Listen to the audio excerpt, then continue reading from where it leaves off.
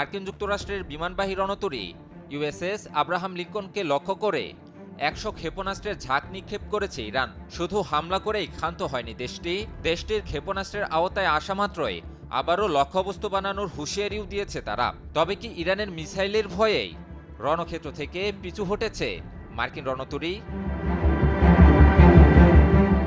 সম্প্রতি ইরানের সামরিক বাহিনী জানায়, মার্কিন বিমানবাহী রণতরী ইউএসএস আব্রাহাম লিঙ্কনকে লক্ষ্য করে একযোগে ক্ষেপণাস্ত্র হামলা চালিয়েছে ইরান। এ হামলায় ইরানি নৌবাহিনীর কাদের ক্রুজ ক্ষেপণাস্ত্র ব্যবহার করা হয়েছে বলে জানানো হয়। ইরানের সামরিক বাহিনীর দাবি, এই হামলার পর রণতরীটিকে তার অবস্থান পরিবর্তন করতে বাধ্য করা হয়েছে। ইরানি নৌবাহিনীর প্রধান অ্যাডমিরাল শাহরাম ইরানি হুঁশিয়ারি দিয়ে বলেন, মার্কিন নৌবহরের প্রতিটি গতিবিধি নিবিড়ভাবে পর্যবেক্ষণ করা হচ্ছে, আর তারা ইরানের ক্ষেপণাস্ত্র আওতার মধ্যে আসা মাত্রই আরও শক্তিশালী হামলার মুখে পড়বে। এদিকে হোয়াইট হাউসে বক্তব্য দিতে গিয়ে মার্কিন প্রেসিডেন্ট ডোনাল্ড ট্রাম্পও এই হামলার বিষয়টি স্বীকার করেন। তবে তার দাবি, ইরান 100টিরও বেশি ক্ষেপণাস্ত্র নিক্ষেপ করলেও সেগুলোর প্রায় সবই প্রতিহত করা হয়।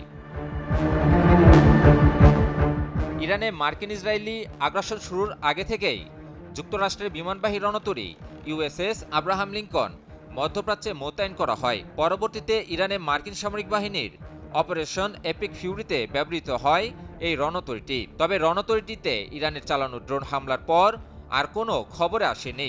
সর্বশেষ সোরা 100 ক্ষেপণাস্ত্র হামলার পর আবার নিরুদ্দেশ হয় মার্কিন রণতরীটি, এমনটাই তথ্য জানাচ্ছে বিভিন্ন আন্তর্জাতিক গণমাধ্যম। এদিকে সম্প্রতি হামলার তীব্রতা বাড়িয়েছে ইরান। কুয়েত, জর্ডান এবং বাহরাইনে অবস্থিত মার্কিন সামরিক ঘাঁটিগুলোকে লক্ষ্য করে নতুন করে ক্ষেপণাস্ত্র হামলা চালানো হয়েছে। একই সঙ্গে ইসরায়েলের দিকেও ক্ষণে ক্ষণে মিসাইল নিক্ষেপ করছে ইরান। সব মিলিয়ে যুদ্ধের এই পর্যায়ে এসেও ইরানের ক্ষেপণাস্ত্র হামলা দেশটির প্রতিরোধ সক্ষমতাকে তুলে ধরছে। শুরুর দিকে মার্কিন ইসরায়েলি বাহিনী ইরান জুড়ে ব্যাপক হামলা চালালেও পর মুহূর্তেই ইরানের পাল্টা প্রতিরোধ পুরো হিসাব নিকাশ পাল্টে দিয়েছে। ইমন আলী, নিউজ 24।